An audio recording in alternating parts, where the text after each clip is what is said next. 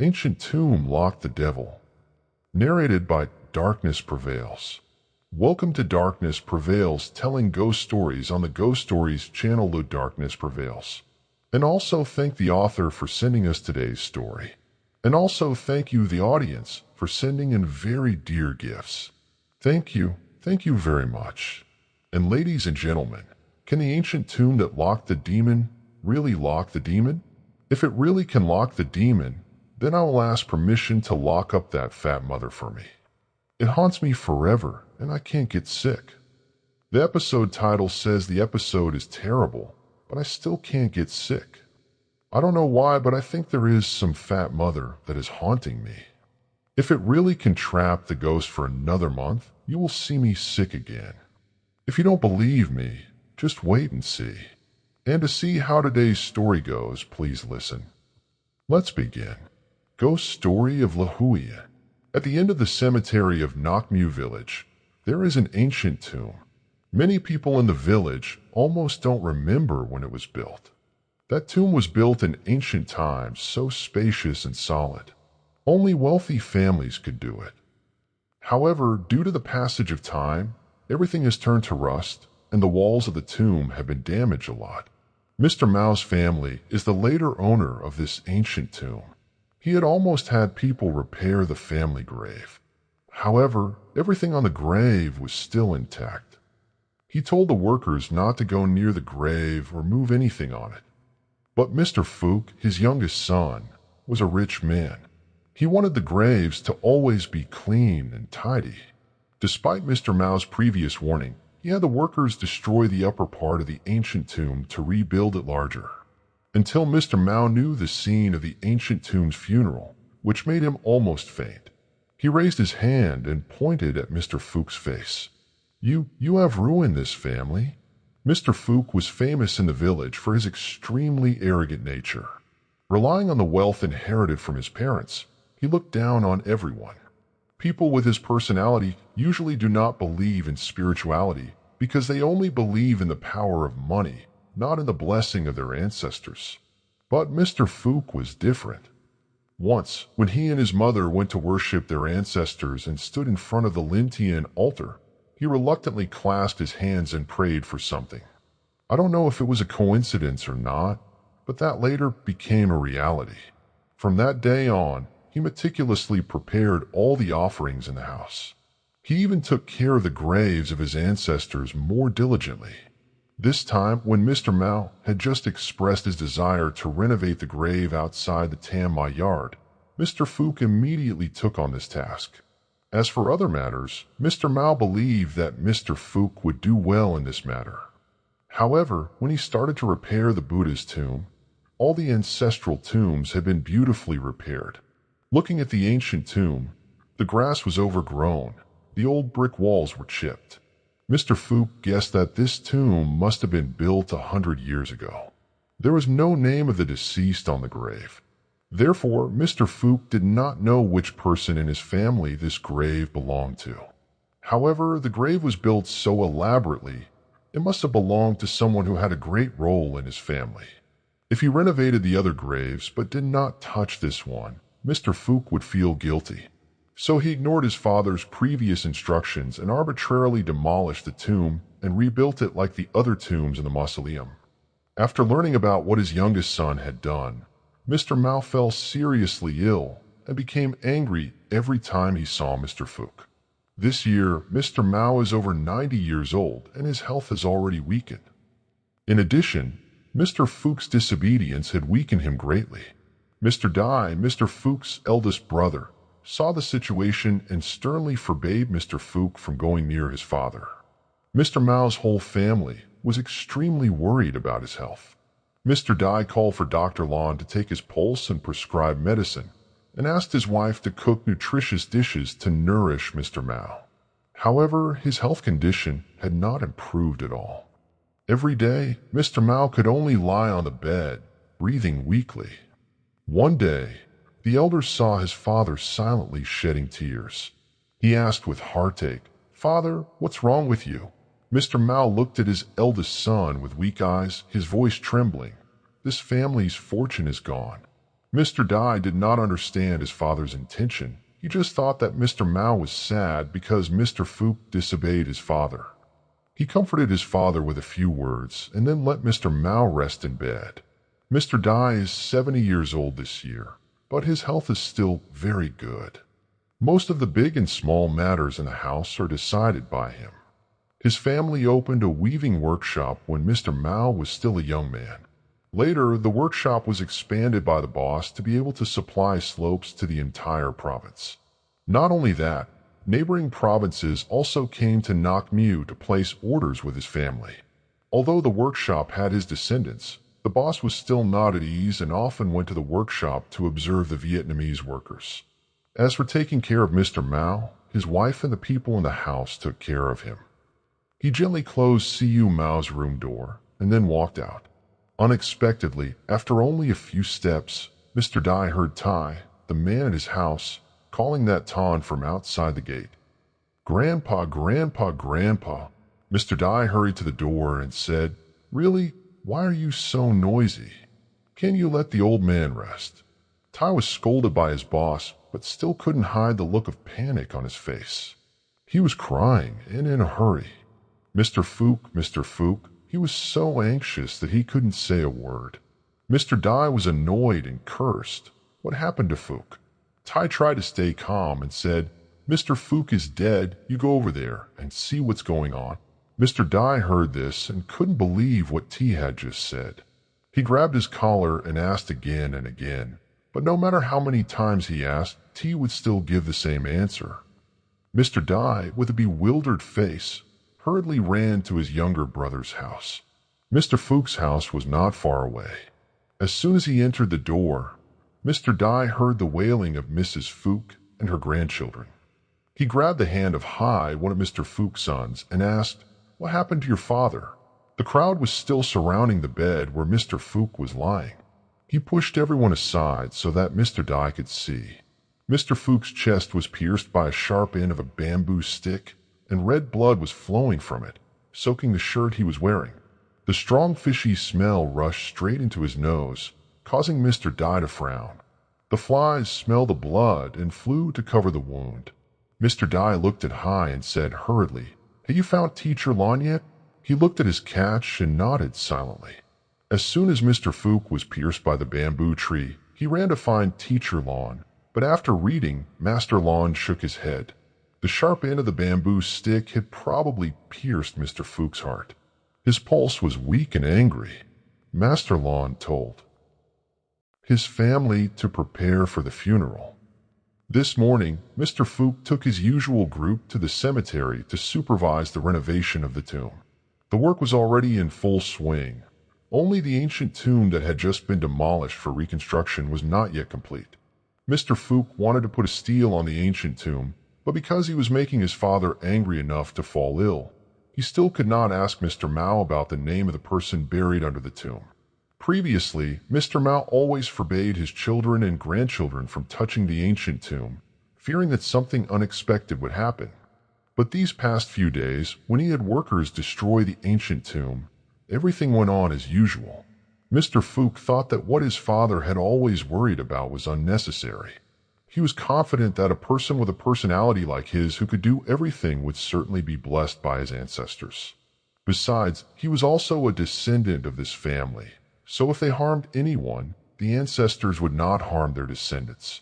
Perhaps Mr. Fook had thought too simply, so when a serious incident happened, he still did not know clearly why he had to die. Because the tomb renovation work was almost finished, the workers started to pull out the bamboo stakes on the ground. The workers had previously trimmed one end of the bamboo stakes to drive into the ground to set up tents. Because the final wall of the ancient tomb was still to be built, the workers pulled out the stakes and piled them haphazardly on the ground. No one knows how Mr. Fook slipped and fell on the pile of bamboo stakes. The people present at the temple at that time were extremely surprised. They did not understand why. Just a slight slip, the body lightly pressed on the stakes. The pressure was not too strong, but one of the bamboo stakes could pierce through Mr. Fook's chest like that. They hurriedly carried him home and found Mr. Lon to bandage his wound. However, the wound was probably too deep. Mr. Lawn arrived at the house just in time for Mr. Fook to gasp for a few moments and then stop breathing. When he passed away, he tried to say something to his family, but no one could hear what he said. When High ran to the house, he only had time to hear Mr. Fook say one last thing. One by one, he asked eagerly, "Father, what do you want to say?" But at this moment, Mr. Fook's eyes rolled back, blood flowed from the wound, and then he died to the astonishment of his wife and children. When Mr. Dye arrived, Mr. Fook's body was also gradually losing its warmth. He was so heartbroken that he could not speak. Mr. Mao was sick and bedridden. He did not know how to tell his father about this.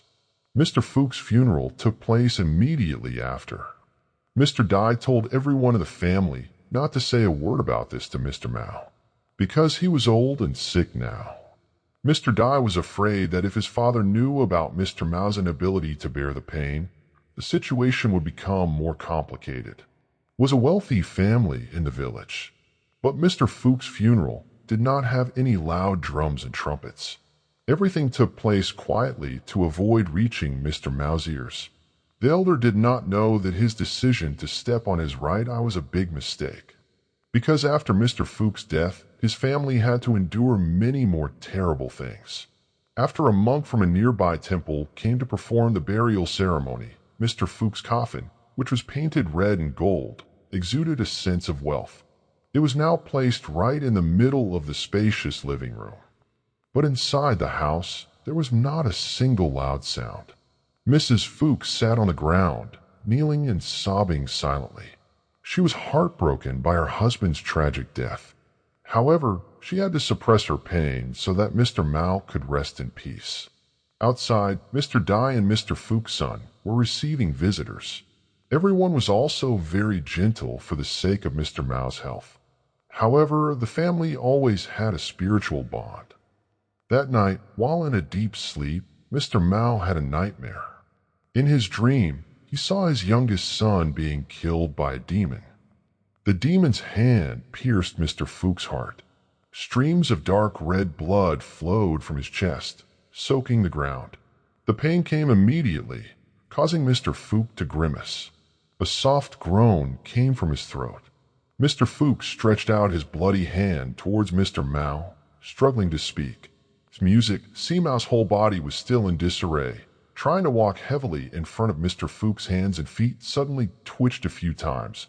Then his whole body collapsed to the ground. His breathing gradually became weak and then stopped. Mr. Mao stared at his son dying in front of him. His mouth only had time to scream, "No, no!" This scream woke him up from his dream. His eyes slowly opened. Seeing the surrounding scenery, Mr. Mao realized he was still lying in the bedroom. Beside the bed, Mrs. Dye was looking at him with worried eyes. At this moment, Mr. Mao signaled his daughter-in-law to help him sit up. After leaning against the wall, he let out a soft sigh and said in a hoarse voice, "It's the third watch of the night." It was still pitch black outside, and the night was unusually quiet. Mrs. Dye guessed, "Yes, it must have just passed the third watch." Then she asked with concern what had just happened. Mr. Mao shook his head and replied, "It was just a nightmare. I dreamed that Fook died a terrible death." Hearing this, Mrs. Dye felt a little guilty. Her face showed a flash of fear. But perhaps because it was nighttime and the room was only dimly lit, Mr. Mao did not notice the strangeness on her face. Very quickly, Mrs. Dye regained her composure and smiled at Mr. Mao. "Yes, dreams are often contrary to reality. It's still late, so you should lie down and sleep a little longer, Father." Mrs. Dye had given her father-in-law a glass of warm water. After Mr. Mao finished drinking, she helped him lie down on the bed. From then until morning, Mrs. Dye sat there silently, tears streaming down her face. She felt sorry for her husband's youngest brother who had just died tragically. If at this moment Mrs. Mao knew about the unfortunate things happening in the family, would she be able to bear this great loss? What the consequences would be, she did not even dare to think about. Mrs. Mao still had a second son named Tu. He also opened a weaving workshop in Van Phuc village, his wife's hometown. The two villages were quite far apart, So when he heard the news of his younger brother's death, he had to travel half a day to return home. However, perhaps he was in a hurry on the way, as he kept urging the rickshaw driver to go faster. That afternoon, it rained heavily, making the journey even more difficult. When he was only a short distance from Nakmu village, the rickshaw driver slipped on the road, causing the rickshaw to roll down the slope. Mr. Two was thrown out of the rickshaw, rolled around a few times, and finally let out a cry of pain. It seemed that while rolling down the steep slope, his body had hit a piece of broken glass on the road. The wound was quite deep, and he was unable to stand up and walk. After discovering the incident, the rickshaw driver immediately ran down to his feet and helped him sit up. Blood gushed out from the wound, making the rickshaw driver extremely frightened. There was no other way, because the cart was badly damaged. The driver had to carry him up onto his shoulders and then run home. When Mr. Dai saw his second brother return, covered in blood, he could barely stand. His youngest brother had just died, his coffin still lying there unburied, and now it was the other brother's turn. I don't understand why he got into such a mess. He turned around and said to T, "Quickly help me down." At this moment, everyone in the house heard the noise and ran out. On Mr. Two's body, red blood mixed with the ground in an extremely miserable state. Hai and T quickly carried the injured person inside. Everyone was in an indescribable state of despair. Immediately, Master Lon was called to treat Mr. Two's wound. However, despite using many methods, he still could not stop the bleeding. If the wound continued to bleed like this, sooner or later, Mr. Two would not be able to bear it any longer. His entire face was pale from losing too much blood. Seeing his younger brother's condition, Mr. Dai quickly spoke up. "Is there no other way, teacher?" Teacher Lan's face was full of tension. He thought for a while, then hesitantly said, "There is, but this thing is a bit painful." The thing that Teacher Lon mentioned that has a very good effect in stopping bleeding is the coolie hair. The layer of yellow hair that sticks to the stem and leaves of the sai plant is used by herbalists as an extremely effective hemostatic medicine. But this thing is notoriously hard to find. That's why Master Lon said it's hard to find at the moment. Usually, only rich people buy it to keep in their homes in case of an emergency. However, after listening to Master Lon, Mr. Dai was extremely happy, because his house really had this kind of hemostatic medicine. Mr. Mao had bought some before to save for when needed. Before, whenever someone got a minor injury, he would take out the crushed fake pot and apply it to the wound, and it would heal very quickly. So the amount of hair that Mr. Mao bought was still in use. Mr. Dai quickly ran home, afraid that Mr. Mao would find out, and he had to sneak into the room like a thief. Fortunately, Mr. Mao was sleeping soundly at that time and did not know anything. Thanks to the cotton wool applied, Mr. Two's wound quickly stopped bleeding. Teacher Lon used a bandage to tightly wrap the wound, telling him not to move his leg for the next few days.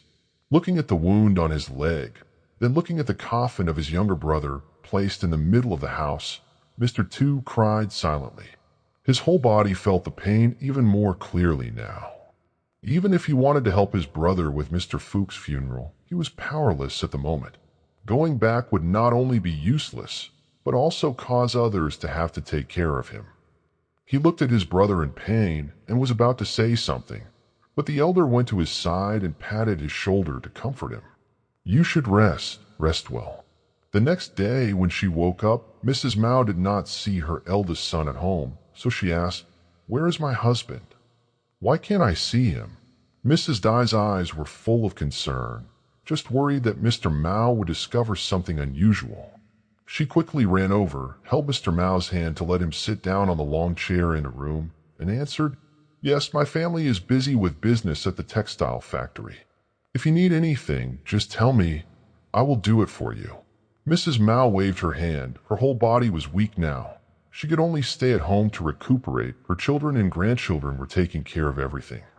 Remembering something, she turned to ask her daughter-in-law, "Then Fook, how is the repair work these past few days?" At this point, the old lady could no longer contain her emotions. Her eyes were red, her mouth pursed to prevent herself from crying out loud. She did not know how to answer him. Luckily, the teacher had just returned home and saw his father sitting there. He suppressed his sadness and forced a smile. Why did he get up when he was not feeling well? Then he signaled his wife to help his father onto the bed. Mr. Mao also felt unwell, so he obediently got up. He did not forget to ask Mr. Dai about the renovation of his family's tomb. He had been feeling uneasy for the past few days. Because Mr. Fook had touched the ancient tomb, he was afraid that something unfortunate would happen to his family. But at this moment, Mr. Dai spoke up and replied, "If Mr. Fook does it, then you can rest assured everything will be fine." When Mr. Dai said that, Mr. Mao breathed a sigh of relief, knowing that Mr. Fook had demolished the ancient tomb and rebuilt it, plus the strange dream from last night. This morning, when he woke up, he couldn't find the old man anywhere. Mr. Mao felt like there was a fire burning in his heart. He didn't know why, but he felt extremely uneasy. Now that he knew everything was fine at home, he could rest assured. After Mr. Mao went to bed to rest, the old man dared to shed tears. Men at this age have experienced so many things in life, but at this time he couldn't force himself to be strong anymore. After calming down the old man, the elder hurriedly ran to Mr. Fook's house. This morning, his family and villagers would take his coffin to the burial ground. There were many whispers and gossips at the funeral. Most of them were people feeling sorry for the old man. Fortunately, the elder was still there to take care of everything in the house. The funeral procession slowly moved step by step on the road. Because Nakmu only had one cemetery, therefore Mr. Fook's family would also bury him here. However, the grave of the recently deceased will be placed outside in the empty land. After a few years, the family would move it to their family mausoleum. When the group of young men carrying the coffin passed by the grave of Mr. Mao's family, suddenly water dripped from the coffin, giving off a strong stench. Everyone was shocked by this strange event. Because before the coffin was placed in the coffin, a lot of dry tea was sprinkled inside to prevent this from happening. Moreover, the coffin was carried by 8 people very lightly. But when it arrived here, several strong young men had to frown and strain their shoulders to hold the coffin. Kwong, one of the people carrying Mr. Fook's coffin, spoke up. "Why is it suddenly so heavy that I can't move?" The rest of the group also wondered. The road from the house to the cemetery was easy for the group to move. But there was only one last stretch left until they reached the grave. The strong young men felt as if the coffin was twice as heavy as before. The wooden wall pressed down on everyone's shoulders, making it difficult for them to walk. Someone in the crowd quickly spoke up. The family members went in to burn incense for their ancestors. When the elder heard this, he quickly lit a handful of incense and placed it on each grave in the mausoleum, including the half-built ancient tomb. Just in time, the coffin no longer leaked out the foul-smelling liquid, and the feeling of the weight from earlier was no longer pressing down on the coffin. The young men cheered again when the coffin arrived at the burial site. Everything went smoothly after that. Nothing strange happened. At this point, the chief finally felt less worried. At this point, the people had built up Mr. Fook's grave into a high mound of earth. The people who had come to see him off were also leaving. Suddenly, the incense sticks that had just been placed on the grave gradually caught fire. Everyone thought that it was because of the wind outside that such a thing happened. However, no one realized that Mr. Fook's spirit was standing right next to his grave. His face was filled with pain. He really wanted to tell his brother. But it seemed that Mr. Fook was being controlled by someone from behind, causing him to only be able to silently watch the group of people leave. Up to this point, Mr. Mao still did not know anything. The old lady tried to keep him in the room.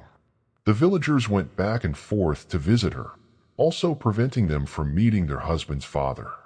At the same time, at Mr. Fook's house, people passing by said that it was still extremely crowded. Mr. Fook had passed away peacefully, but his family was worried about his health. His wife and children from Van Fook village had returned in time. Seeing the wound on her late husband's body, Mrs. Two cried until she fainted. Yesterday, when Mr. Lon applied a soft woolen cloth to the wound, Mr. Two's legs stopped bleeding, but his complexion was still very poor. He lay unconscious. His whole body had a high fever due to the wound. Before leaving, Master Lon said that this type of hair also had the effect of healing wounds, so at that time everyone was assured that Mr. Two's leg would soon recover. However, today Mrs. Two wanted to remove the bandage to treat Mr. Fuchs' wound. Seeing each piece of flesh gradually turning black and giving off a foul smell, she called out to Mr. Poke. Hey, look at my house." The old man had just come back from the cemetery, so he quickly warmed himself over the fire before running into the house. When he got closer, the old man was a bit surprised. The wound yesterday was from a piece of pottery. Although it was quite deep, because Mr. Lon stopped the bleeding right away, it didn't look too scary. The torn flesh should have dried up and healed by now, but it seemed like it was opening its mouth more and more. The flesh flying around the wound looked like it was being attacked by demons. The boss immediately turned to look at Hai and said, "Go find Master Lon and come up here quickly. Hurry up and run out." And a moment later, he returned with Master Lon from yesterday. After examining the wound carefully, Master Lon also felt something strange. Although Mr. Two's wound was not light, but after applying so many sea-sai feathers, why couldn't the wound heal? Could it be that this sea-sai feathers had been left for so long that it was no longer effective? From the day he started working in the LY profession until now, he had never heard anyone talk about this. Ignoring the effects of the medicine, Master Lon also thought of another situation. That was because yesterday when he returned by himself, Mr. Fuchs' coffin was still here. Maybe this wound had been infected by the cold air of the dead person, so it became even more severe. Master Lon called a man over and said, "Hey now, give me a pot of boiling water." Mrs. Two heard that. Not understanding what was going on, she quickly spoke up. "Teacher, you want to wash the wound with boiling water, teacher?" "So my husband's leg is burned, teacher. It is true that we will wash it with boiling water. However, this water will be used to soak betel leaves. Then pour that water onto the ulcerated wound to prevent it from rotting anymore, because betel leaves can dispel coldness." Only then did Mrs. Two realize that she had been rude, so she bowed her head and apologized to Mr. Lon. On the bed, Mr. Two was still lying unconscious. Occasionally his mouth seemed to vaguely say something. But when Mrs. Two leaned closer to listen more clearly, he did not say anything more. After cleaning Mr. Two's wound, Master Lon told his family not to tie it up anymore. Someone had to watch it every day to prevent flies from getting in. That way the wound would dry and heal quickly. Master Lon also prescribed Mr. Two some charcoal to increase his blood circulation, because his complexion was extremely pale at the moment. After finishing everything, Mr. Lon said goodbye and left. Before he could even step out of the bed, Mr. Two suddenly sat up and felt himself throwing up. Seeing this, Mr. Lon hurriedly ran back into the house and took Mr. Two's hand to check his pulse again. Mr. Lon was extremely surprised. Just now, he felt that although the pulse was a bit weak, it was still very stable. But now it was beating erratically, without any pattern. Master DAC quickly took out a small packet of powder from his nanny's hand, then mixed it in a cup of warm water and gave it to Mr. Two to drink. It seemed that this medicine had stabilized Mr. Two's pulse, and he no longer vomited. Mr. Dai looked worried and asked, "What happened just now, teacher?" Master Lon thought for a long time, then shook his head, indicating that he himself did not know. If Mr. Two was really infected with the cold air from the dead person and had a headache and dizziness, then that would be completely normal. The fever was also caused by the festering wound, but the teacher did not understand why his pulse was so unstable. Just now, Mr. Two almost lost his life. Perhaps Master Lan's knowledge was still not enough to explain this strange event. Once again, he said goodbye to the homeowner and left, not forgetting to tell him that if the patient showed any strange symptoms, he must come find me immediately. The old man nodded slightly, and then thanked Master Lawn. That day, after Master Lawn gave him that packet of medicine, Mr. Two's pulse stabilized again.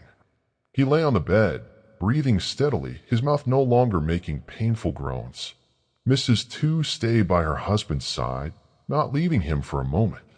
Mr. Dye kept running back and forth to treat the two houses. Since last night, hearing his wife's words, Mr. Mao suddenly became ill again. He lay exhausted on the bed, not wanting to eat or drink. At night, when he slept, he had a nightmare that made his whole body sweat. When he woke up, Mrs. Dye asked him about it, but he remained silent. She only saw his face was absent-minded, even more scared than the night before when he dreamed about Mr. Fuchs' death. Mr. Mao's condition made Mr. Dye even more afraid to say a word about the events of the past few days. He told himself to wait until he got better, and then they would tell his father the truth. But he didn't think that he wouldn't be able to wait until the day he got better. Just 2 days later, in Mr. Fuchs' house, there were again mournful cries. Mr. Two was lying on the bed, his limbs stretched out, his body lifeless. The wound on his leg these past few days, even though Mr. Lawn had continuously applied medicine, still could not stop it from being infested with demons. The stench that rose up was no different from that of a corpse that had been dead for several days. Mr. Lawn used all his knowledge, but could not stop the death that was gradually coming to Mr. Tuesday. In the end, he was helpless before the patient's strange condition. The teacher's head shaking made Mrs. Two kneel down on the ground and hug her husband, sobbing. Mr. Dye had to pull her away to prevent her tears from falling on the dead man. Mr. Mao's 2 sons were executed one after another within 3 days. The villagers began to gossip about the deaths of Mr. Fuchs and his brother. People thought that Mr. Mao's family must have been destroyed by a fire. This was a very serious matter. The village chief did not know whether he should tell Siyu Mao about this or not. Mrs. Fuchs was still crying her eyes out over the death of her husband who had just passed away, and now the sudden death of her brother made her think of something. She quickly spoke up. Is this related to what father said? What Mrs. Fuchs meant here was what Siyu Mao had prevented her husband from doing before. Currently, because Mr. Fuchs' funeral had ended, the tomb had not been properly rebuilt. Mrs. Fuchs was full. Mrs. Two also felt that what happened in the house must have something to do with the ancient tomb. Dad immediately urged, "Why don't we tell Dad?" The old man thought for a long time but said nothing. His face these past few days had been showing signs of fatigue. At his age, the recent sad events had made him look even older.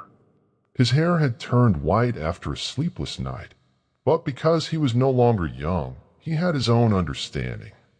Mr. Mao's condition at the moment was not very good. He was afraid that when Mr. Mao found out that both of his sons had died, there would be a 3rd funeral in the family. This would cause the villagers to gossip and say that his family had been broken up or something. To him, his 2 younger brothers' deaths were just accidents. Moreover, when he buried his younger brother, he asked the monk to choose the date and time to bury him, so it was not an unlucky time that would cause the family to be broken up. Finally, to think of the bigger picture, Mr. Dye decided to once again hold the funeral in silence. Mr. Two's family did not bring his body back home but borrowed Mr. Fuchs' house to hold the funeral. To avoid gossiping about it reaching Mr. Mao, it would be bad. However, this time Mr. Dye could no longer keep it a secret. While everyone was busy preparing for the ceremony for Mr. Two, his grandson, who was already familiar with the place, ran over to find Mr. Mao to play. Mrs. Dye was cooking porridge in the kitchen at the time, so she didn't notice. The little boy entered Mr. Mao's room and immediately spoke innocently. "Grandpa, why are you still here? Everyone has gone to my grandfather's funeral." The boy was living with Mr. Two's family in Van Fuch village. When he saw him, Mr. Mao was also somewhat surprised. He was about to ask him if his grandparents or parents had come to visit him. But before the words could even reach his mouth, he heard the news. Mr. Mao looked at the boy and asked, "Are you telling the truth?" The boy nodded firmly, afraid that Mr. Mao would not believe him, so he raised 3 fingers to his chest to show his gratitude. Just at that moment, Mrs. Dye came up from the kitchen with a bowl of porridge. Hearing what the boy had just said, she was so startled that she dropped the bowl in her hand. The hot porridge spilled onto her leg, but she did not feel any pain. Her heart was in turmoil with fear, not knowing what to say. Mrs. Mao's whole body was trembling. She sat up and was about to go out. However, due to his poor health, he staggered and then sat down on the bed. Mrs. Dye quickly ran over to support him. Mr. Mao's eyes were red with tears. Not knowing what he was thinking, he hurriedly said, "Where is the organ transplant?" The boy standing next to him quickly answered briefly, "Isn't her husband already out in the cemetery?" The child's naive words had successfully shocked old Mao. His heart started to beat so fast that he had to grimace in pain. Mrs. Dye immediately shouted, "Hurry up, whoever is out there, come here and help me." Then she turned to the boy who was standing there dumbfounded. His face was a little panicked, because he was afraid that Mr. Mao was like this because of what he had just said. A child is most afraid of a whip. He stammered, "No, it's not my fault." Mrs. Dye rubbed Mr. Mao's chest to help him breathe, while reassuring him softly, "Be good, run over to Mrs. Fuchs' house and call for him to come back." At this moment, outside, T hurriedly ran in, just in time to meet Mr. Tuong's nephew running out. Tai was about to tease the boy, but when he saw Mr. Mao breathing heavily on the bed, he hurriedly ran over and asked urgently, "What's wrong, uncle?" Mrs. Dye raised her head to look at T and then shook her head slightly. She left T to look after Mr. Mao while she ran to Mr. Fuchs' house to call her husband back. She had just reached the gate when Mr. Dye threw down his notebook and ran back. The story was a bit unclear from a child's perspective, so Mr. Dye, who was busy with his younger brother's funeral, had to put down his notebook and go home to see what was going on. Mrs. Dye burst into tears when she saw her husband. Dad knows what happened." Without his wife having to explain, Mr. Dye could guess what she was referring to. He did not rush into the room immediately but walked back and forth, thinking about what words to say to his father. Mrs. Dye was impatient, her face full of anxiety, so she urged, "Hurry up, sir." The two of them hurriedly ran into the room. Mr. Mao had calmed down a bit by now. He sat leaning against T, his eyes filled with anger as he shouted loudly, "You're crazy. Something so big happened and you didn't say a word to me. You thought I was dead, right?" The boss quickly knelt down on the ground and said softly, "Father, calm down, father." Then he told Mr. Mao the details of his two younger brothers' deaths. Of course, he tried to leave out the tragic details. Mr. Mao sat there, his face full of pain, blaming himself for not being strict with his son and letting Mr. Fuchs do more, which led to this incident. But now it was too late to say anything. The dead could not be brought back to life. He told Mr. Dye to take him to Mr. Fuchs' house, wait until Mr. Tu's funeral was over. Then he and Mr. Dye would think of a way to help his family escape this karma. Mr. Mao clicked his tongue and said it was karma and it was unavoidable. But before he could even step out of the door, the person from Mr. Fuchs' house ran over with a frightened expression as if he had seen a ghost. The boss saw this and immediately said with a serious face, "What are you doing, acting like someone died in the house?" He didn't think that the boss's scolding would be applied to such a situation. Tangboom, a member of Mr. Fuchs' family, heard Mr. Dye say that, and his face immediately changed. Why don't I know?" Mr. Dye and Mr. Mao stood there and asked in unison, "What is it?" Indeed, Mr. Dye's family had another person who had just died not long ago, when the people and children in the house were busy preparing for Mr. Tu's ceremony. Not knowing why Mrs. Fuchs went to the pond behind the house to do something. There was no heavy rain or strong wind at that time, yet an adult like her fell into the pond and drowned. A man came to the temple to help the family break up the funeral because he needed to pee, so he decided to go behind the house to relieve himself quickly, but he discovered Mrs. Fuchs lying near the edge of the pond. He shouted for everyone to come and help Mrs. Fuchs up and probably put her on his shoulder and ran back and forth to make her spit out the water from her mouth. However, Mrs. Fuchs had completely stopped breathing, her limp body swaying on the other man's shoulder. Finally, Chin Hai had to say, "Put my mother down, she's not alive anymore." Saying this, Hai's heart ached like a knife. He had just lost his father a few days ago, and now he had lost his mother as well. What pain could be greater than the pain of losing a loved one like this? Hai hugged his mother tightly and screamed miserably. He did not understand what was happening to his family, that 3 people had lost their lives in a row. By the time Mr. Mao and his wife arrived, Mrs. Fuchs' body had already been brought home. Her whole body was lying on the bed. He had to ask a few people to help him change his mother into another set of clothes to lessen the sadness. Even outsiders, no matter how hard-hearted, could not hold back their tears when they saw the family's situation. Immediately after, another coffin was brought in and placed next to Mr. Tu's. Now the ceremony was over, but 2 people had died. Mr. Mao could not bear this great pain and immediately left. When he woke up, his children and grandchildren were standing around him. Mr. Mao let out a soft sigh and slowly sat up, looked at the old man and said, "Go and invite Master Fap Tui here for me." In the neighboring village, Nok Butte Song, far away, Tu and his disciples were busy performing a ritual for Mr. Tien's family. Mr. Tien's mother had just passed away due to an illness. Tu was Master Tui's disciple. It had been following the teacher for several years. A week before, Master Tui had gone to another place to perform a ritual. Yesterday, he had just returned home and had not yet had time to rest when someone came looking for him. At first, because he was a bit tired, Master Tui did not intend to accept.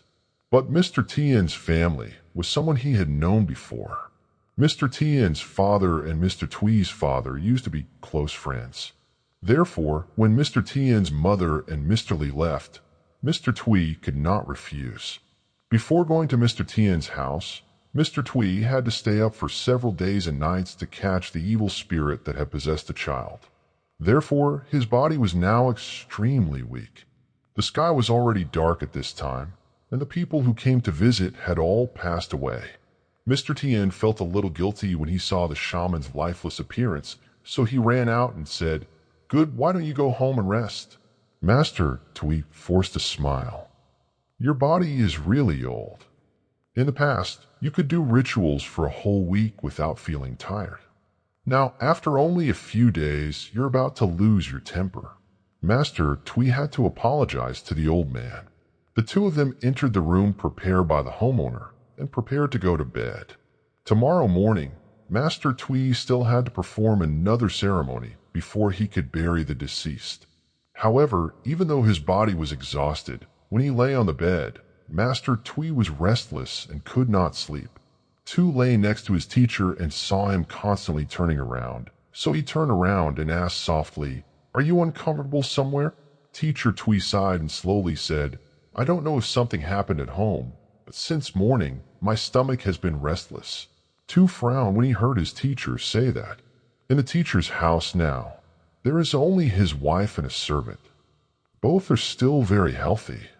When the teacher and student left the house, there was no sign that they were sick. So there is nothing for the teacher to worry about. Tu immediately clicked his tongue and said, "Teacher, don't think too much, it's probably nothing." Teacher Tui also felt that Tu's words made sense.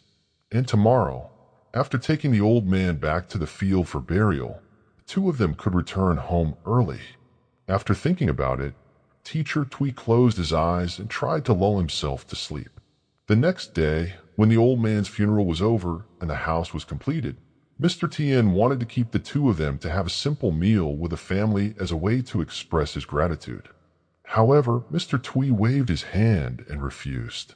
For some reason, he felt a little uneasy and worried, afraid that something big was about to happen. The teacher and students said goodbye to the host and hurriedly set off to return home. When they reached the road leading to the village, Mr. Tui suddenly stopped and slowed down. Tu walked straight behind. He didn't pay attention and crashed into his teacher's back. The pain from the crushed nose made Tu groan.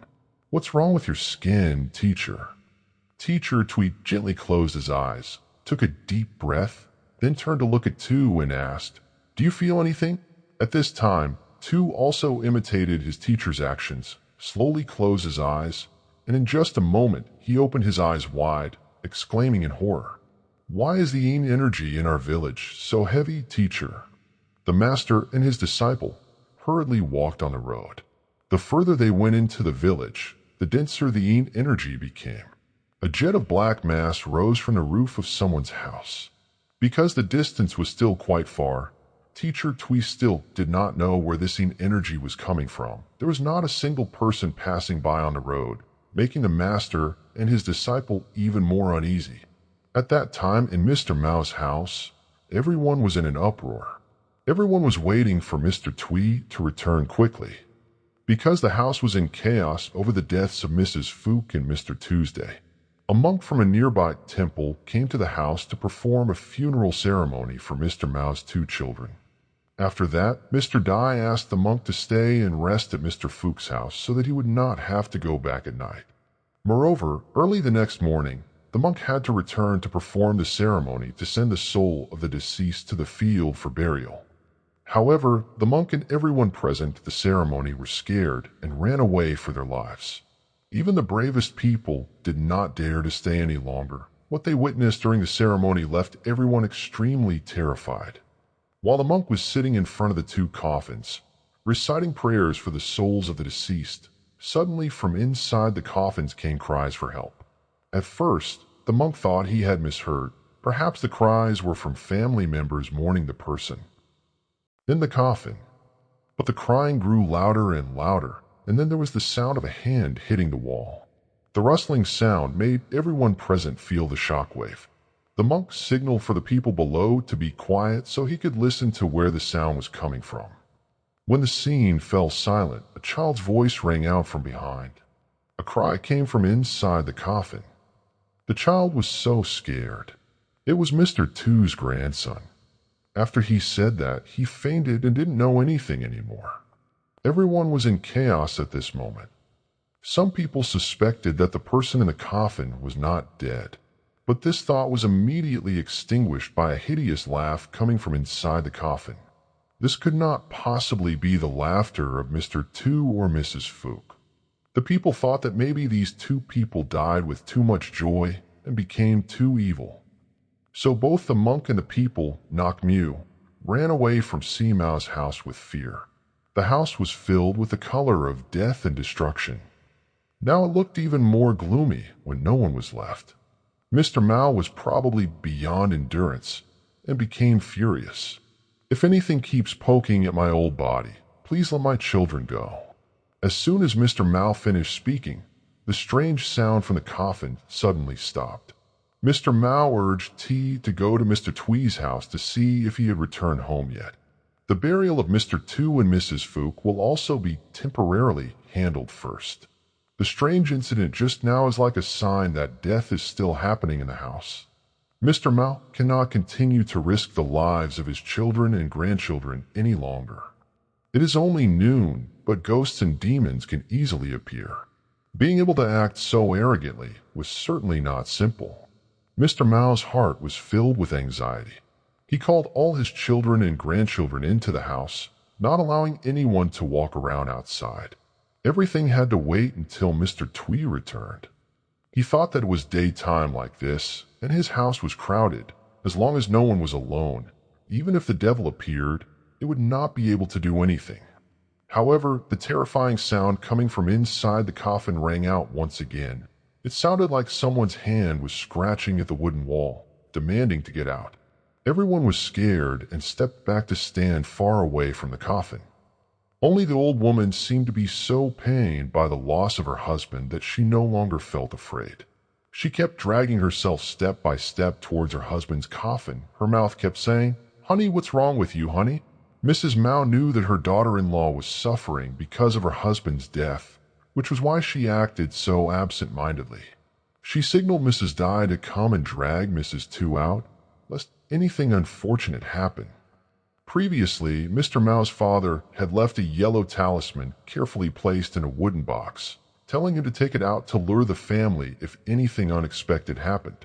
When the terrifying sounds kept coming from the 2 coffins in front of him, Mr. Mao remembered the talisman guessing that it would somehow have some effect on the demons, so he took it out and stuck it on Mr. Two's coffin. However, there were 2 dead people in the house at this time, so the sound continued to come from the remaining coffin. Not only that, it became even more terrifying than before. At the same time, a sudden gust of wind blew outside. The tent built from bamboo trunks was tilting in the yard. Mr. Dye was afraid that the bamboo pole would collapse and fall on the porch of the house, so he ignored Mr. Mao's warning and rushed out into the yard.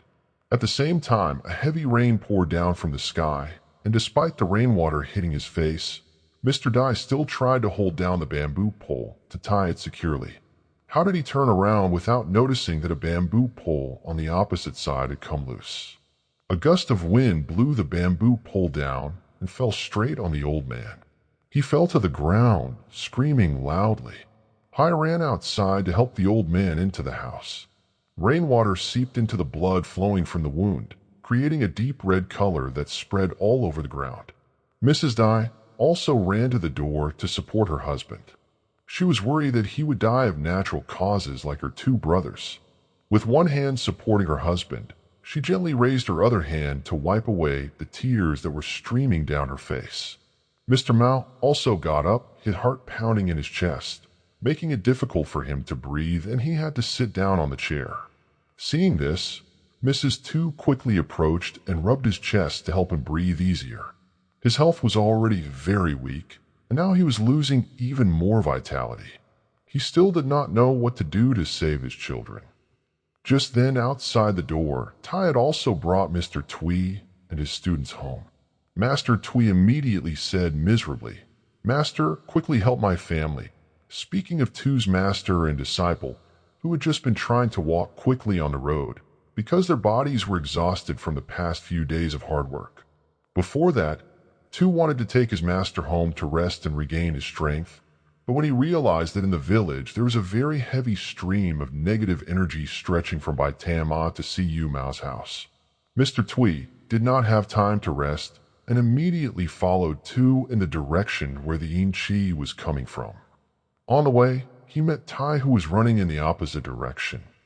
So he immediately turned around and returned to Cu Mao's house with Two's 2 teachers and students. On the way, Mr. Twee also heard a brief description of the situation in the house, so he more or less knew the reason why there was such a strange Yin Chi. But the story's depth, perhaps you'd have to ask Mr. Mao to know. Before entering the house, Mr. Twee had stuck a talisman on the gate. The downpour suddenly stopped, the 2 coffins in the house shook violently, and then became silent, no longer making strange sounds. It was the first time Two had witnessed such an event. He raised his thumb to look at his teacher and whispered, "Teacher, you are so good." Looking at Two's careless writing, Mr. Twee could only helplessly cut his head. However, at this moment, he no longer had the energy to scold his disciple. The people on the street had not yet seen the full power of this negative energy law. Mr. Twee still thought that this was just some evil spirit causing trouble. But now, when entering the house where the 2 coffins were lying, even a professional like the teacher felt a little uncomfortable. The urgent matter now was to save the injured person first. Teacher Lon also came to the house to check the pulse and bandage the old man's wound. Fortunately, he only suffered minor injuries and will be fine after a few days of rest. Hearing what Master Lon said, Mrs. Dai let out a soft sigh of relief, telling herself that it was good to be alive. After seeing that the master was not in mortal danger, Mrs. Mao signaled to Master Twee and sat down on the chair at the tea table. Now she remembered the story that happened in this family more than 100 years ago. At that time, there were 2 of the richest families in Nakmu village. The elders in the family arranged marriages for their sons and daughters. The grandfather of Mr. Mao here was named Kwong, a very handsome young man. The family next door had a daughter named Mo, who was also around Kwong's age. At that time, children were not allowed to freely date anyone they liked. Marriages were usually arranged by the parents, and the children did as they pleased. Men also often marry many wives. However, both families are extremely happy when the children really have feelings for each other. On the wedding day, dreaming of becoming a wife, Kwong even stood in front of the family altar and swore that in this life he would only have one wife, and that was her daughter. When hearing such sweet words, who wouldn't be mistaken? Therefore, Imo also loved and took care of her husband more and more. She always believed in her husband's loyalty. The couple's life in the early days of marriage was extremely fulfilling. Kwong went to work outside during the day, but he always tried to finish his work early and return home to be with Mo. Not long after, she became pregnant with her first child. Both families were overjoyed, especially the manager. Every day, he spent a lot of time taking care of his wife. In the early days of pregnancy, Mo's personality changed and became strange. She often got angry and scolded her husband. Although Mo had previously been a very gentle person, speaking softly and pleasantly, her parents-in-law seemed unhappy with her attitude, but the manager spoke up for his wife. The woman was pregnant, so it wouldn't be a problem if she followed her mother's lead. Thinking of the grandchild in Mo's belly, the manager's parents reluctantly did not make things difficult for her. However, from that day on, they no longer treated Mo as kindly as before. Both of them thought that Mo's gentleness on the day she became a daughter-in-law was because she tried to act like that to please her husband's family. Especially Kwong's mother increasingly disliked this temperamental daughter-in-law. However, Kwon still loved his wife and the child in her womb with all his heart. As the fetus grew bigger and bigger, Mo's body became more and more uncomfortable. The child saw food and threw up everything in his stomach. His whole body was exhausted. Mo sat on the bed crying and saying, "My child, why are you torturing me so much?" Kwong was holding a bowl of chicken porridge to cool it down, so his wife could eat it to regain her strength. When he heard his wife say that, he immediately burst out laughing. "When he comes out, I will beat him up." He knew how to coax the sour dream to run again, but perhaps the pregnancy was too long. No man could patiently endure his wife's erratic temperament like this forever. Gradually, Shin Kwong also felt tired of the change in the dream. Every day, he no longer came home early like before, sometimes even staying out overnight, despite his pregnant wife having difficulty walking. Mo's parents-in-law also did not give her any gifts. In her house, there was only one servant who felt sorry for her and stayed by her side to take care of her. Because she was pregnant, she became more sensitive. Mo often sat in deep thought and shed tears. Plum. The servants in the house saw the mistress so sad and tried to comfort her. "Andy, please don't cry anymore. If you keep doing this, it will affect the fetus in your belly." Since the day Kwon neglected his wife and children and stayed out all night and day without coming home, he suddenly saw that all the promises he had made before had become meaningless. The happy days of the couple were not as long as when she was struggling to get pregnant with their first child. Kwon quickly left to find new joy. The monk said that even the words on the tip of his tongue were not trustworthy. Lately, he had not let his dreams enter his eyes anymore. One night, because his body was uncomfortable, making it impossible for him to sleep, she got up and walked around the room to feel better, but unexpectedly, she heard her husband flirting with a strange woman outside in the hallway. Not only that, they also said sweet words to each other like he had said to her. Mo was stunned in the middle of the night. Du-chan almost stood still. She bit her lips to keep herself from crying out of frustration. Mo kept lying to herself that she was pregnant and could not care about him, so she went out to find joy like that. Wait until this child is born, Kwon will surely come back to her. Unfortunately, what she expected did not happen. And the day that Mo gave birth, she was struggling with labor pains in her room. Because of the difficult labor, the midwife was sweating because she was worried about the lives of both mother and child. It took a few hours, and it seemed like Mo had exhausted all her strength to leave, but the baby's cry woke her up. Mo happily took the baby from the midwife's arms, smiling lovingly at her child. The midwife also felt happy for her, having just gone through death's door to have a healthy baby born. Her husband should be with her and her child right now, enjoying the happiness. But Kwon was outside, busy welcoming guests from all over to celebrate his family's party. The celebration here was not because his wife had given birth, but because the manager had just brought a second wife home. Now he was so absorbed in his beauty that he did not remember his wife and children. The person he had sworn to before had not been seen for several months. Mo lay in his room shedding pitiful tears for his newborn child. Yet his family did not welcome him. In the following days, because of the hard work of taking care of his son at night, Mo lacked sleep and was probably exhausted. Because Kwan's parents both neglected her and her child, their daily meals were simple, consisting of rice and salt. She was also sad about her husband, so she did not feed her child. The child was hungry and cried all day long, and no matter how hard she tried to coax him, he would not stop. Man felt sorry for him, so she secretly poured rice water for him to drink. However, the child's stomach grew bigger, so he stopped crying. Looking at the tiny baby lying snugly in Mo's arms, Man smiled and said, "So gentle, Auntie." Man had never seen a newborn baby before, so she was a bit surprised. Every day, she tried to finish her work early and then ran into the room to watch the baby so Mo could sleep. That evening, the baby was sleeping soundly. Suddenly, it turned over and started to cry in Man's arms. It guessed that the child was hungry again. The child's mother was tired and falling asleep. Man took a risk, holding the child in her arms, and slowly went down to the kitchen. Seeing Lu, another servant, busy stirring the firewood in a rice pot on the stove, Man softly said, "Hey, can you give me some rice water?" Lu also knew what Man was using the rice water for. So he quickly took the bowl to scoop it out. This action was seen by Tui, Kwang's second wife. She already disliked Mo and her child, so she went up and knocked the bowl away. The rice water splashed out, almost hitting the child in Man's arms. Both children were scared to the point of turning pale. Man picked up the child and ran back to Mo's room. As for Lu, she was in the middle of her work and couldn't leave.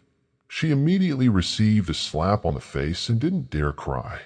Tui, after beating the servant, warned him harshly. "I forbid you. Do you hear?" Hearing the noise in the kitchen, Kwang ran downstairs to ask what was going on. Tui Dain pretended to be coquettish, her eyes trying to hold back a tear as she cried, "They don't consider me anything. Is it because I'm just a concubine and the main wife is the owner of this house?" Lu Tran stared in amazement at this person's performance. He didn't expect her to be so cunning. Without time to prepare, he was immediately slapped in the face by the manager. He also shouted at her to discipline her. From now on, the second wife is the owner of this house. Did you hear? As a servant, Lu didn't dare to disobey. She could only swallow her tears, hold back the pain, and continue working.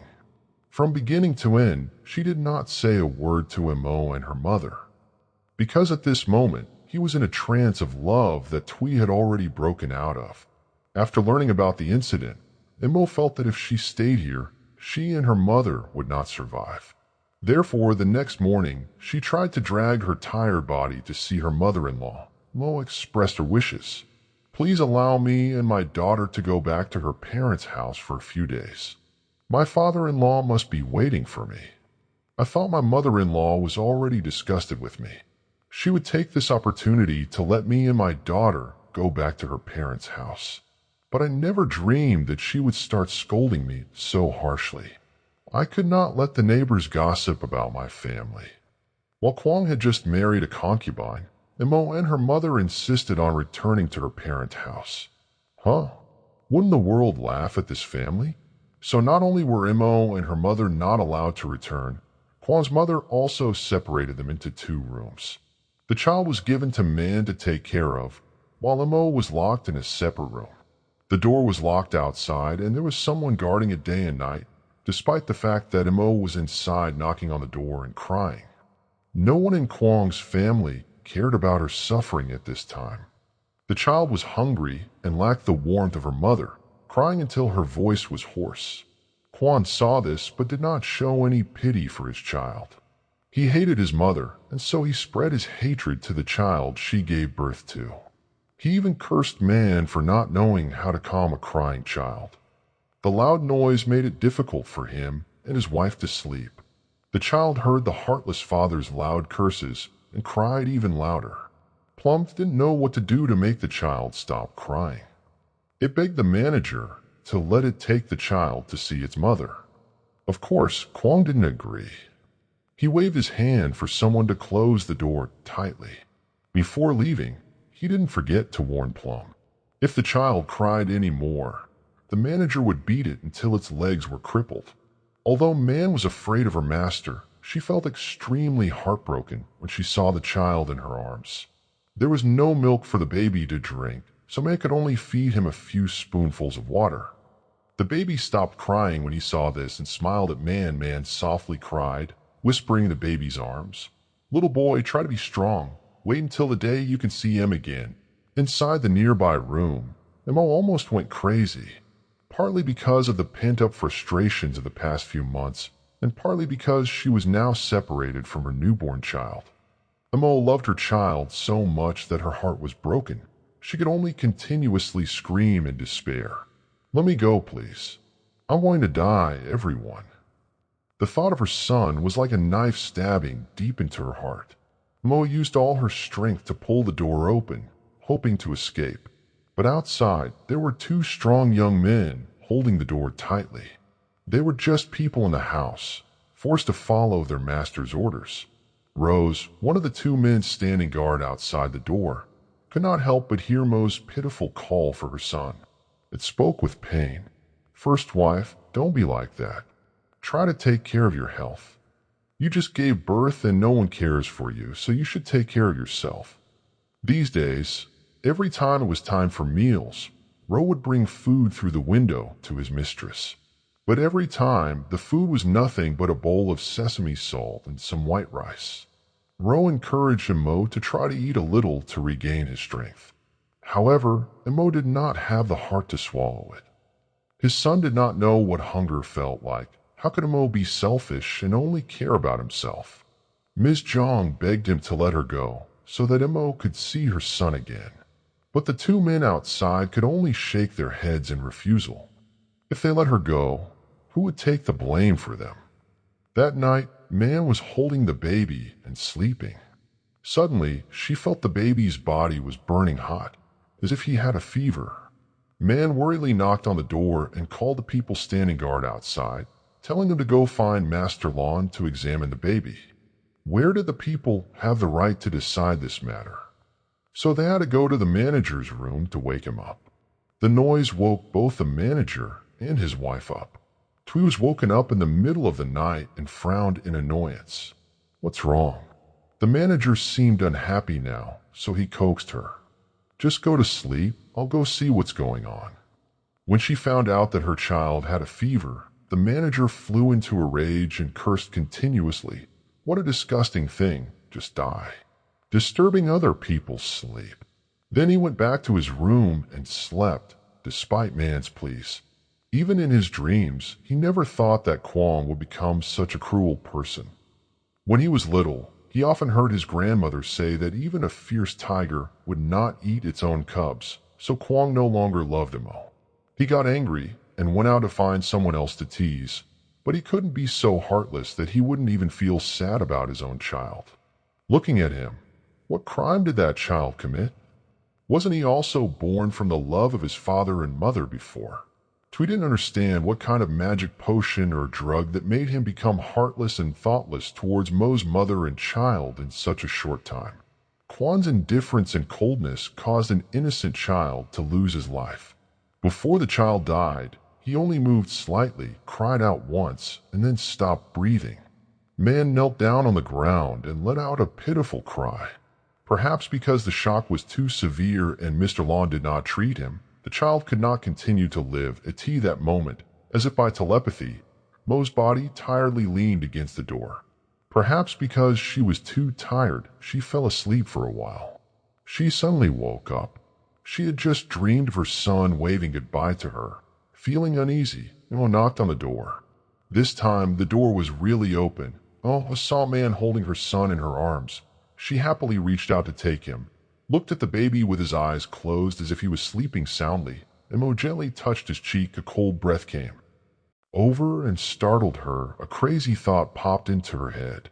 Emo put her hand on the baby's nose to check his breathing. Realizing that her child was no longer alive, she was stunned. Emo fell to the ground, clutching her child tightly in her arms, screaming in pain. The heart-rending scream echoed in the dark night of a mother who had just lost her child. All the housekeepers were awake, but no one felt sorry for Mo's life or the child who had just unfortunately passed away. They stood there discussing her pain. Kwong was still indifferent and said, "Take her to the cemetery and bury her, or else the neighbors will come and get a bad rap." What kind of decency would a girl have if she screamed in the middle of the night? Mo's eyes were still dull just now in front of her great pain. Now she raised her head, using eyes filled with hatred to look straight at Kwong, making him feel a little guilty. She put the child down beside her and gently stroked him. Then she stood up and used all her strength to rush into Kwong to scratch him. She kept cursing, "You murderer, I will kill you." The servants and Kwong's parents were stunned by the surprise. Only Twee pretended to be calm. "Oh my God, she was crazy. You guys quickly drag her out." Only then did the servants suddenly wake up and drag Emo out. She cried and screamed in despair and pain, blaming herself for not being able to protect her child.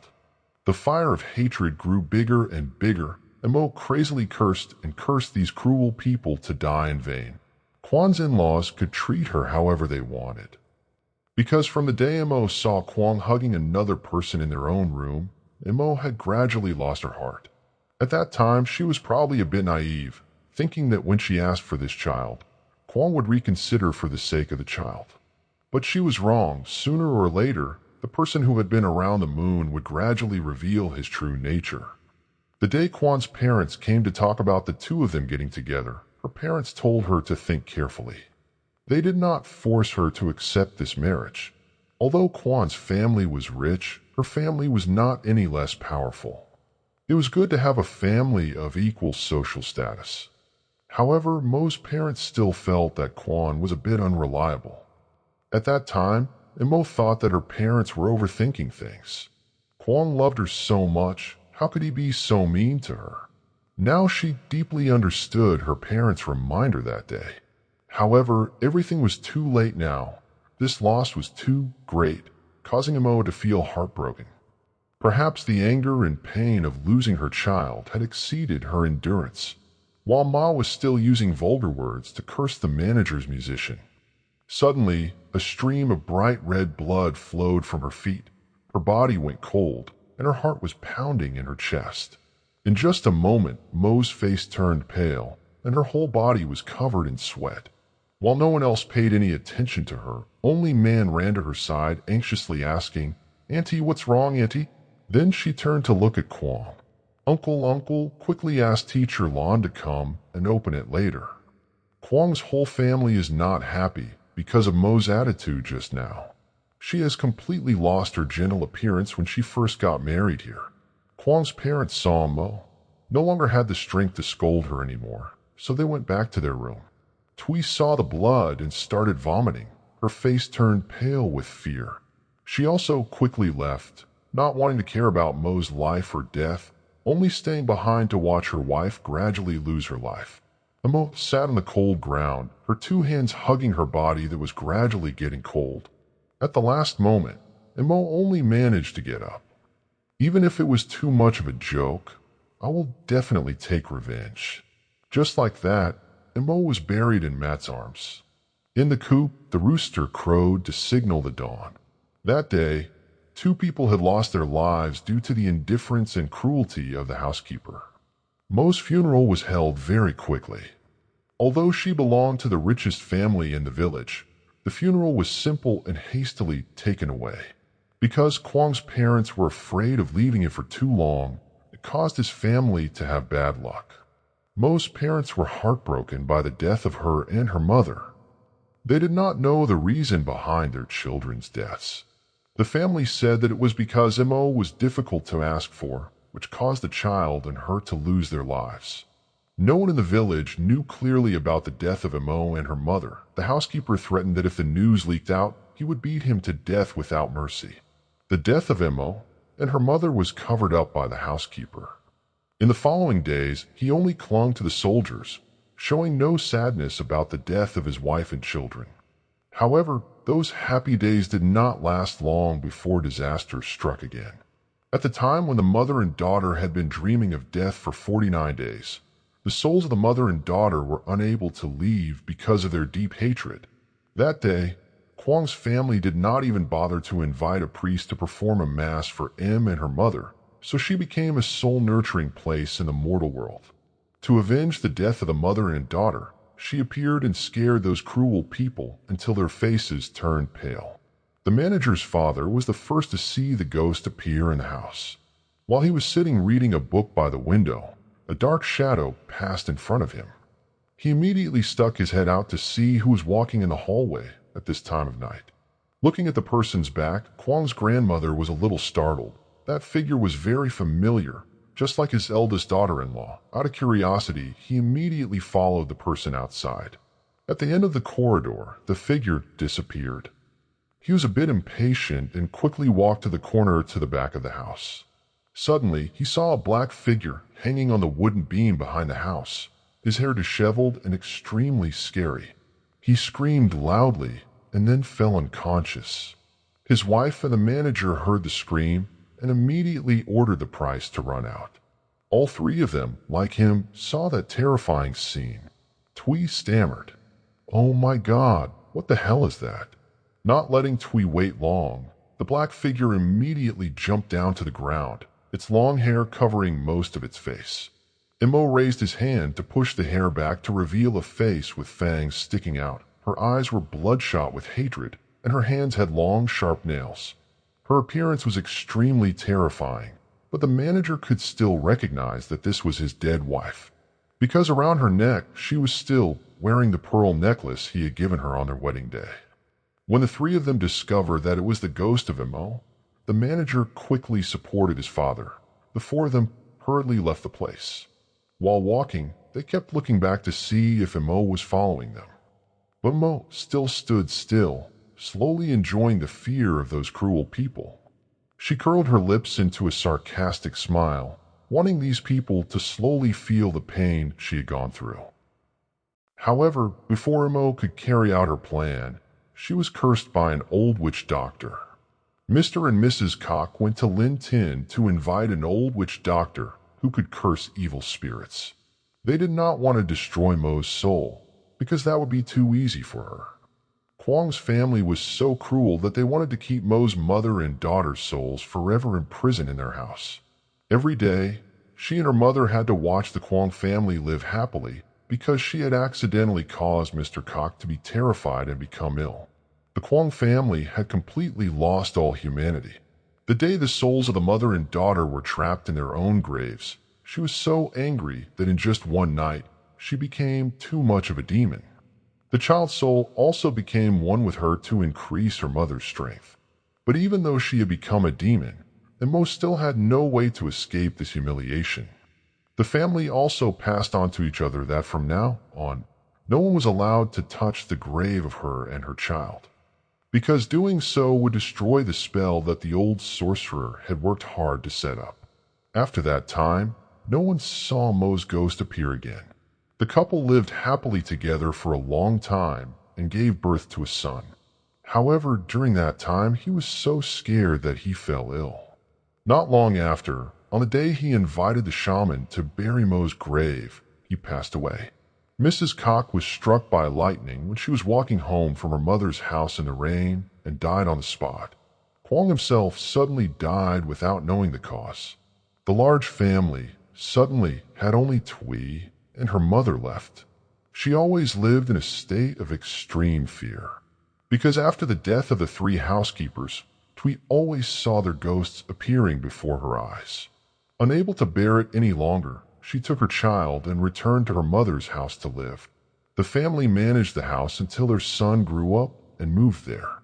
When her son was 20 years old, Twee also passed away. Her death was as mysterious as Huang's death before that. That son later became Mr. Mao's biological father. Before she died, Twee called her son and told him the whole story. She insisted that the tomb should not be touched. When he grew up, Mr. Mao's father realized how cruel the previous generations had been to Mo and her mother. He wanted to invite a shaman to remove the curse from the tomb. However, anyone who came to the tomb to perform the ritual was killed on the spot. After that, Mr. Mao's father had to accept to follow his mother's advice before doing it together. Until Mr. Mao's generation, he always kept the story about his crazy family a secret, because he was afraid that if he told his children and grandchildren, they would be worried. He only told them not to touch that ancient tomb. Unfortunately, Mr. Fook did not listen and ordered people to destroy the tomb to rebuild it. The spell had probably been broken by now, so the souls of Mo and her mother must have returned to take revenge on their family. At this point, Mr. Mao's eyes widened in tears, thinking that the previous generation had not lived enough, and that the descendants of this generation had to bear the burden. Just as Si Mao had guessed, for the past 100 years, Mo had always had a deep desire for revenge. When he realized that the heat of the curse had lessened and disappeared without a trace, Mo happily exclaimed, finally God had heard his prayers. The death of Mr. Mao's son, or the recent accident of the old man, were all caused by Mo. For more than 100 years, the devil had endured being locked in the ancient tomb to wait for this day. So Mo took decisive action to take away the life of her enemy. She wanted Mr. Mao to witness the pain of losing her child, just like when she was unable to protect that newborn child. When entering Mr. Mao's house, Master Tui had time to cast a fortune for his family. The fortune appeared to signal that the negative energy from the cemetery was pouring in here. The teacher also saw the demon residing in that ancient house. But the origin of the incident, he just heard Siyu Mao tell he just knew. Wanting to destroy this demon is not an easy thing, because it has just absorbed the negative energy from Siyu Mao's dead children. Not only that, this demon also wants to turn the corpses in the coffin into mobile ghosts. Later on, it will use its power to control the ghosts to harm people. Not only will the people in Mr. Mao's family lose their lives, but the people of Nakmu village will also be in danger. It is still daytime, so the negative energy is still somewhat limited. The demon has just used a lot of strength to kill Mr. Mao's 2 children. It must be staying in the ancient tomb to recuperate and cannot go out to act freely anymore. Before midnight tonight, Master Tui and Tu must prepare everything to set up an altar to capture this demon. Otherwise, tomorrow, I'm afraid that Nakmu village will have more people die. Immediately, Master Tui told Tu to prepare some necessary things for him. He himself also needed to do a few things before the ceremony tonight took place. He gathered all the survivors in Si Mao's house, instructing them to bring the yellow talisman that he gave them with him, to keep that talisman intact, otherwise they would be blamed. This way, they will be less likely to be harmed by the demon's power. As for Mr. Mao, he must stay in his room and not go out tonight. Someone needs to be present to watch over him in case of any unforeseen circumstances. Mr. Tui has sprinkled white salt and incense powder around his room. These 2 things can prevent the devil from coming near. People outside must guard the white salt circle so that it does not move or loosen the wire. The lights in the house must also be bright. Master Tui also prepared 13 candles to light on the altar at night to subdue this devil. Mr. Mao still had many worries in his heart. He asked if it was okay, Master Tui. Master Tui did not know what to say, because he himself could not be sure of anything. Looking at the sorrowful expression on Mr. Mao's face, Master Tui could only say, I will try my best. At the end of the second scene, everything was prepared. Tu knew that Master Min's health had recently been exhausted due to overwork. This afternoon, he wanted to object to him performing the exorcism ceremony tonight. But Master Tui shook his head. There is no more time. Teacher Min was determined. So even though Tu was worried, he had to listen. He tried to prepare everything carefully, hoping that nothing unexpected would happen tonight. At this time, Teacher Tui had placed a very large and heavy bronze incense burner in front of him, filled with wood powder. He carefully washed it, lit 3 incense sticks, and placed them in it. After finishing, the teacher returned to sit in front of the incense burner, clasped his hands, and recited the demon summoning spell. From the sky, a black shadow gradually appeared and approached the position where teacher Twee was sitting. Before anyone could figure out what it was, a terrifying laugh rang out in the air, making people feel a chill down their spines. Two stood beside the teacher, holding the clean jar tightly in his hand. For the first time in his life, Two felt such a strong negative energy. If he could not control this demon, it would be easy for it to take away the lives of everyone here. Fortunately, teacher Twee was here. Two could only chant prayers and pray that his teacher would be fine until he caught this demon. Up above, Mo appeared in the form of a demon, slowly flying down to the ground. His evil voice filled the entire temple. Who the hell wanted to call me here? Don't you need your life anymore? Master Twee still sat there calmly answering, You arrogant demon, why would you harm innocent people? Mo let out that cold laugh again, curling his lips and saying, Innocent? Aren't they the best descendants of those villains? After that, Mo didn't bother to mention the people present in this place. She straightened her hand, using a stream of energy to pull Hai up high, and threw him down to the ground. Hai's whole body convulsed with pain. Master Twee saw that something was wrong and signaled Two to take Hai out. He quickly placed the earthenware jar next to Master Twee and then went to pull Hai up. The power of the demon was too great. It seemed that Master Twee's spell could not weaken it. At this moment, the teacher pulled out from his hand a wooden sword, on which was cut a large comb. Teacher Twee bit the tip of his finger to make it run, then dropped 13 drops on the wooden sword. Wherever the blood soaked in, the shape turned yellow, mixed with the fire of the 13 candles, and flew up. The small shape suddenly became huge, hugging his body tightly. A loud drum roar resounded throughout the heavens and earth, causing everyone to be terrified and retreat. Mr. Mao, who was inside the house and could not see the situation outside, became even more worried. Several times he tried to break the door and rush out, but was held back by the old lady.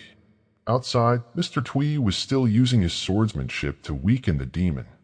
But Mo's soul had been a demon for hundreds of years. She had always been filled with resentment.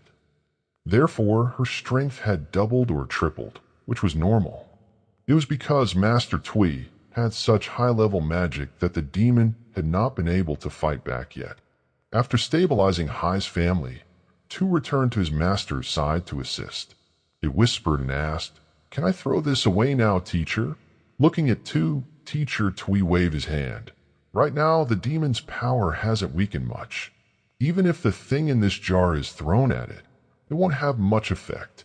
Teacher Twee didn't turn his head. His mouth still continued to chant the spell. Two understood what he meant, so he stepped back behind Teacher Bin and waited. In front of him, the demon was still being entangled with the comb. The demon's face became more and more terrifying. Its limbs wriggled and kicked, trying to escape from its bondage. It clasped its hands together, making a strange gesture. The people around did not understand what it was trying to do. Only Master Twee quickly exclaimed, It's not alive.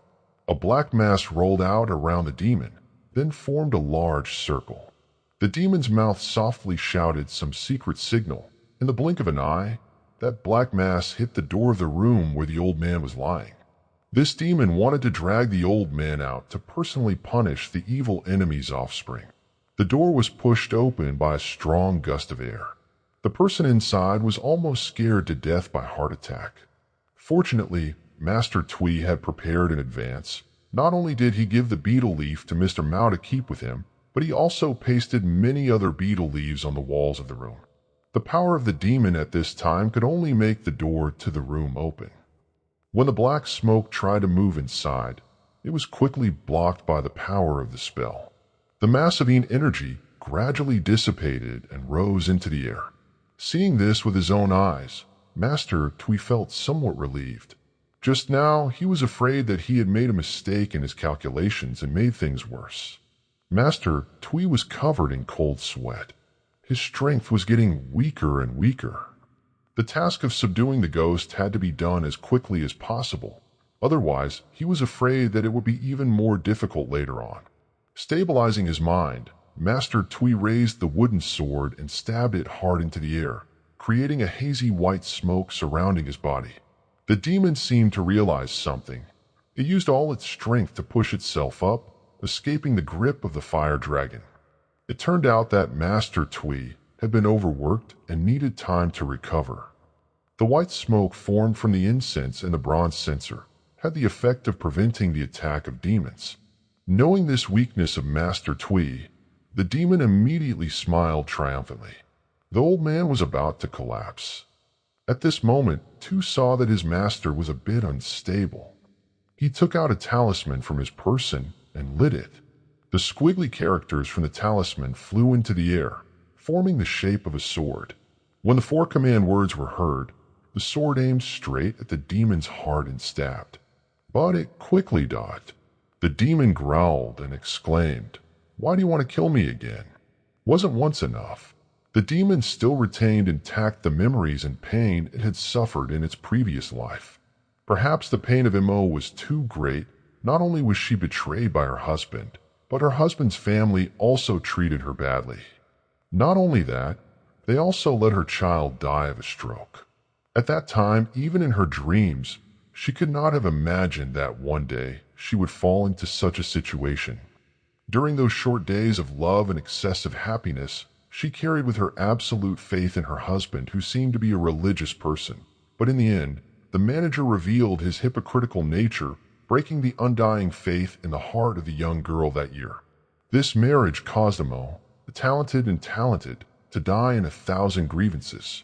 Even if this hatred killed all the members of the manager's family, she still would not feel satisfied standing in the position of Honey for many years. Thanks to that relationship, she had a reason to continue to exist in this disgusting appearance. But for those who practice exorcism like Master Twee, it is not always about destroying them.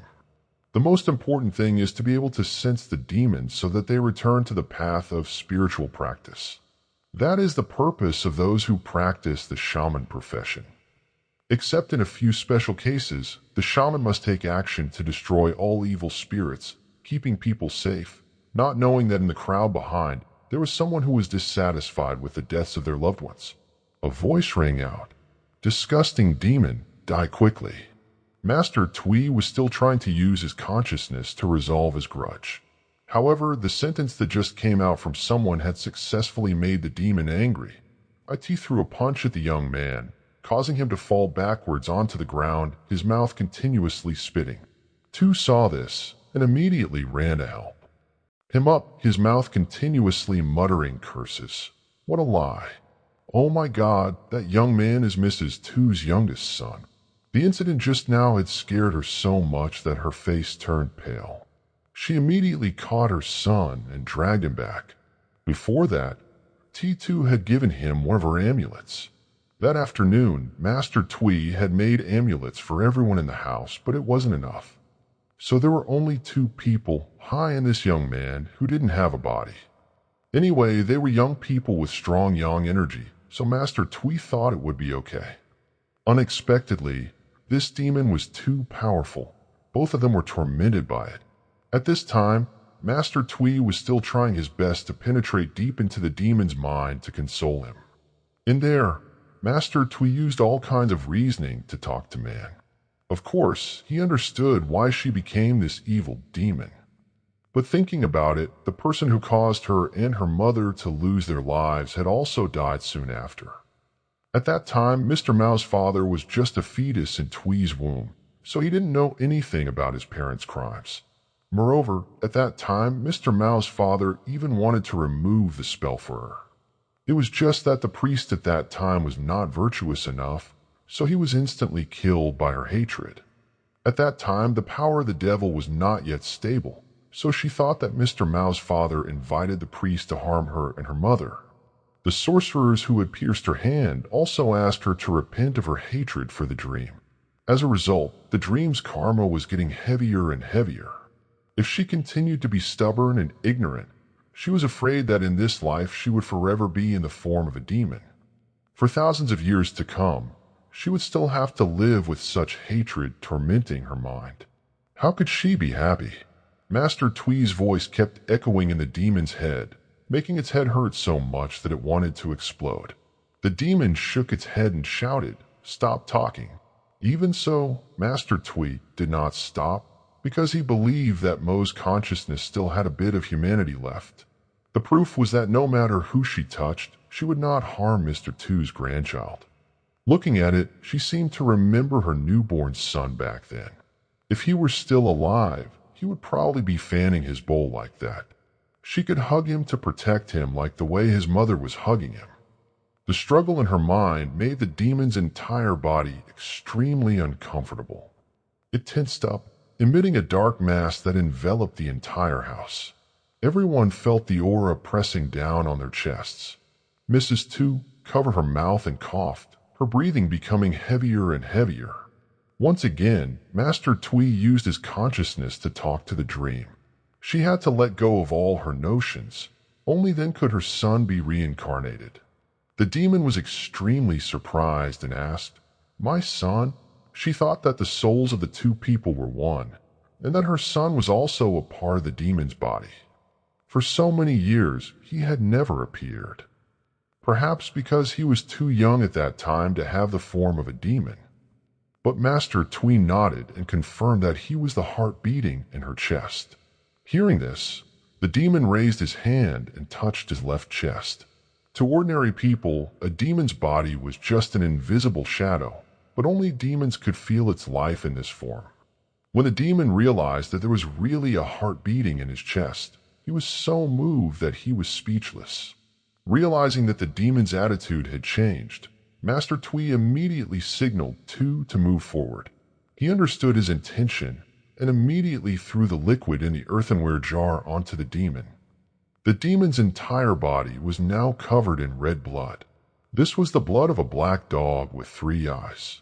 When this blood was poured onto the demon's body, it would return to its original form before death. The distorted face that had been there at first was now gradually replaced by the beauty of a young girl. Next to the girl was a little boy holding Mo's hand, smiling innocently. And Mo couldn't believe his eyes, so he turned around and asked, "Is he my son?" Teacher Twee smiled and nodded. This child was still broken when he died, being held in his mother's arms.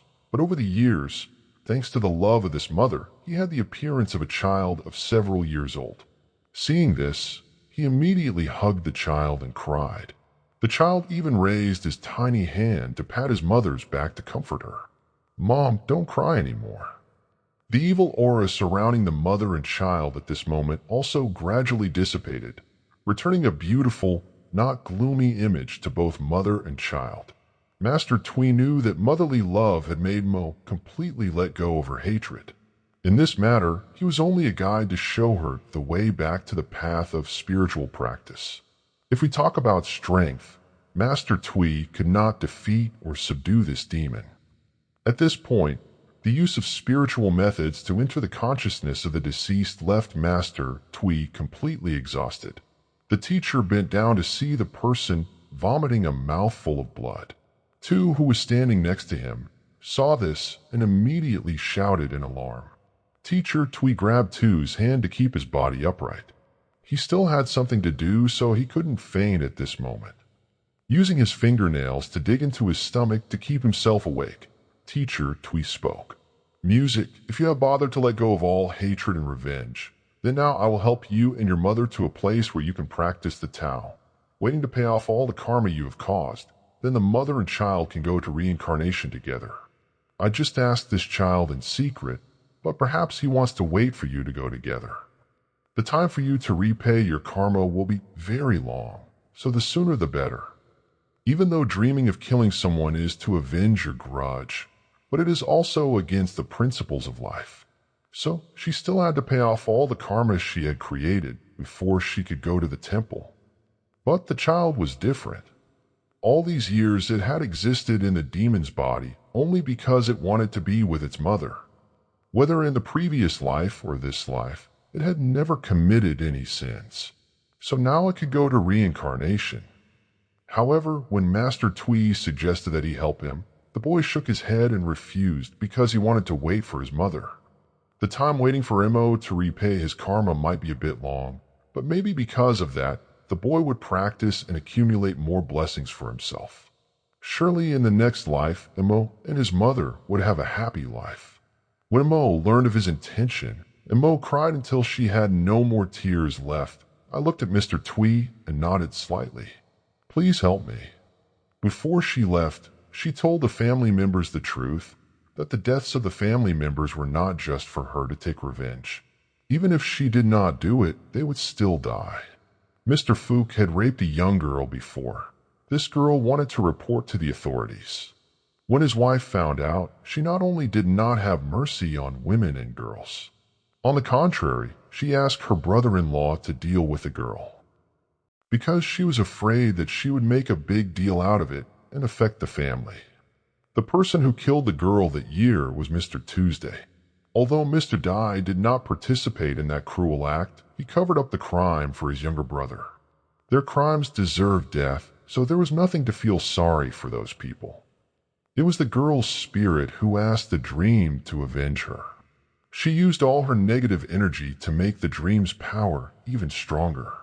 The whole family was shocked. It turned out that everything had a deep cause. Just now, they were still holding grudges against her because she had harmed their family members. But now, no one had the right to hold grudges against her anymore. Everyone bowed their heads to show remorse for the actions of their relatives and ancestors in their previous lives. No matter what life it was all just karma. As soon as the dream ended, Master Twee began to chant a spell to lead her to practice. The place where mother and son went was a nearby temple. Every day they heard Buddhist chanting.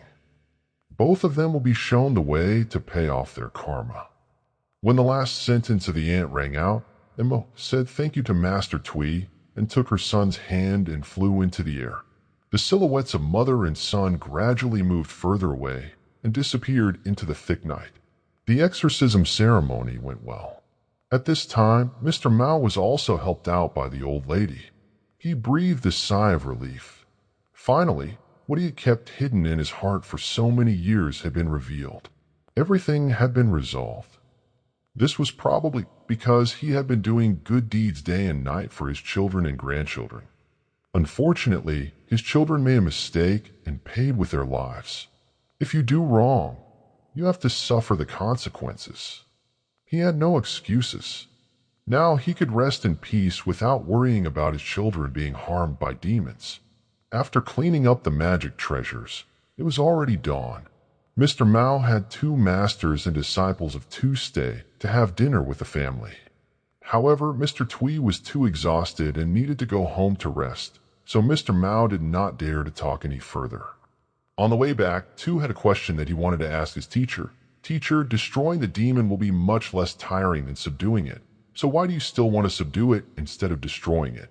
Mr. Twee smiled and slowly replied, later, when you grow up, you will understand. It is always easier to destroy things than to change them. But by doing so, aren't you just like those evil people who killed my mother and I in the past? Whether you are a human or a ghost, when you commit evil deeds, no one has the right to decide their life or death. Practitioners like you are even more forbidden from interfering in life and death in this world. Regardless of whether the subject is a human or a demon, everyone has their own karma in every life. And their job is to pay off that karma to move on to their next life. In the process, many people make mistakes like dreaming. Practitioners like Master Twee here must use their good heart to guide them to the right path, absolutely not distinguishing whether they are human or demon. This is the important thing that a shaman needs to do in this life. And our story ends here. Thank you, the audience, for taking the time to listen to today's story. Ladies and gentlemen, if a story is not good, I will not praise it. I must let everyone record their feelings. Please write your feelings in the comments section. Because when you say it, you just don't say it. I only have one sentence in this story. Why? In my life experience, when I encounter one paragraph in this story, That is the part where the husband who marries a dream promises everything beautiful, but then can't do it. Then suddenly in my head I remember a sentence that teacher had taught me in the past, that the best way to keep a promise is to never promise, right, everyone? Well, it's getting late. Thanks again. Goodbye and see you again.